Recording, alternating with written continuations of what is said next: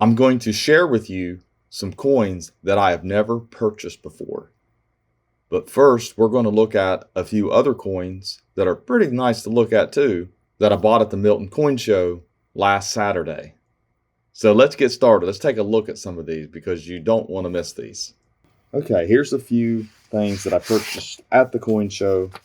And this is obviously a 1976, the Bicentennial, and this is the proof set. Now, the reason I'm showing this is because I bought a lot of history. A lot of people overlook the history that's behind a lot of these coin sets and why they were released.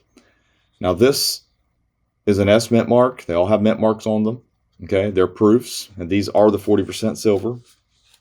And here's a reverse. This is what they came in, the proofs. Now, they're the only proofs that are 40% silver for 1976. The ones in the black boxes are not. Then I purchased this, and I thought this is a really cool set. We had one before and we sold it on the website, but it talks a little bit about the Civil War images and the soldiers, just a little bit of history. And here's the front. It has the $10, and it's a replica. It's a bronze coin, and here's the other side. And then it comes in this little plastic case with the silver dollar and the clad half. And it's just a neat set. And you can look at the reverse of it. And this is what's on the reverse. It says, "Great deeds sometimes abides on great fields. Something stays, forms change and pass, bodies disappear, but spirits linger to consecrate ground for the vision place of souls." So anyways, that's one thing that I bought that I really like, that the presentation. You don't see a whole lot now from the U.S. Mint. And then here's another. I mean, when you're looking at history, Ellis Island. I mean, everyone knows if you immigrated over here, most went through Ellis Island. And there's the Statue of Liberty. And that. These are common sets, but historically, they're pretty profound. What happened back then, and all the people that were coming over here to America for the land of opportunity. Then I bought some Walking Liberty halves to have. They was offered to me, and I see a 1918. So there's a mix of dates. Most of them are in the 40s, of course, but none of them are damaged or calls. And I can add this to our stack, basically, that we put up on our website. Then I had a couple things that were given to me. This was someone gave me this. They said, "Well, it's still silver, right? No date, damaged. It's a seeded quarter. I could tell by the size. But it is definitely what they call near basal state. You can see a little bit of the eagle, no date. A basal state coin is basically just a disc without a design on it. This is pretty close." Then someone brought this as a New Continental nightclub, 5 cents in trade. Supposedly, this was a nightclub in Portsmouth, but it doesn't have Portsmouth on it. But they wanted to give it to me since it could be from Portsmouth. They were pretty sure that's where they obtained it. Of course, there's nothing by that name here in town now, so I have to figure this one out and see where it actually comes from, see if there was actually a Continental nightclub. He was pretty confident. He was explaining where it was at, and I know where that part of town is, so I'm going to take a look.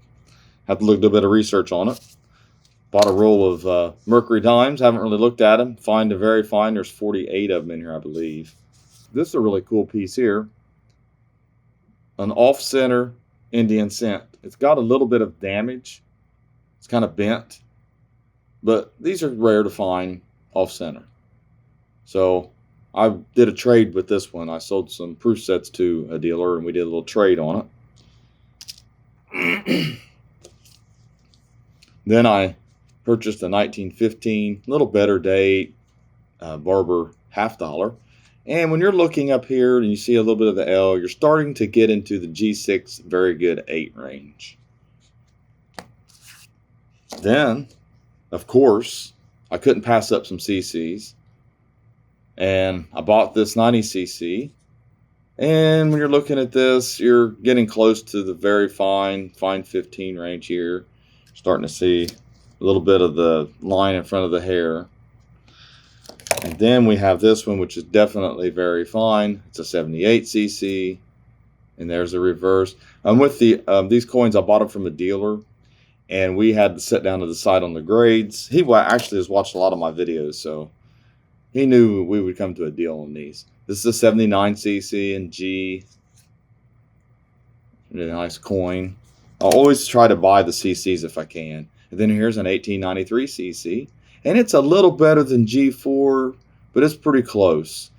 This one here, some people might argue, might be close to a G. I think it has enough details to be G4, and this is probably more like a G6. So that's pretty nice to be able to buy some CCs. And speaking of CCs, I bought this one too off the same dealer. And this one is a 1883 Mint State 64, graded by Pcgs. It's all white on the obverse. Nice coin, but on the reverse here, it's toned. It's just a little bit of toning. I bought an 030 Mint State 63. And I've heard a lot of people say dealers aren't paying over gray sheet. Well, I paid over gray sheet for this. There are dealers that are paying over gray sheet. And they don't want to. Nobody wants to. Everybody wants to buy as cheap as they can, but they also want to be fair too. Then I purchased a 1916D PCGS genuine cleaned G details. This coin looks a little better than G, but I mean, it's just got almost full rims on. Let's see, on the front it does full date, on the back full mint mark. It's just a little bit of wear up here on the rim, but I mean, a coin like this is choice for this grade, even though they consider it to be a little wiped. If we look at it really close, you might be able to see some real light lines. But they're not too crazy. I mean, it's still a nice looking coin. And then, of course, I told myself I'm not passing up on these. You can't hardly see it because of the plastic and it's really dark, but it's a 1909S, and it is the VDB. And very fine 20, and it's an old annex soap bar holder is what they call it. But there's the coin. All of you who have these, you want to look for in the mint mark a little dot. I know you can't see it in this image, and here's the reverse. And you can see the VDB down here at the bottom. And like I said, I wish I could show you the mint mark a little bit better, but it's hard to see it. Then here we go. Here's the coins that I wanted to show everyone.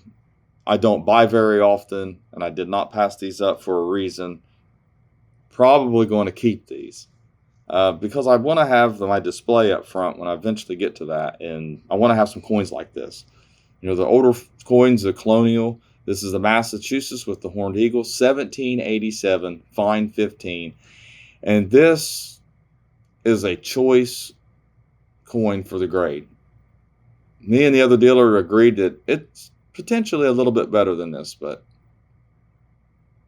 it is a nice, just a real nice brown coin. Hardly any issues for a coin like this, because they have, planchets were not that good back then, but it's just a really nice looking coin. Then this will look great to be able to show off at the coin shop. A Fugio, 1787, or Fugio, however you want to say it. I think Fugio is right. And this is I Fly, about time. That's what this is supposed to mean. And first federal U.S. coin. This is considered the first coin minted by the federal government, designed by Benjamin Franklin. It's mind your business.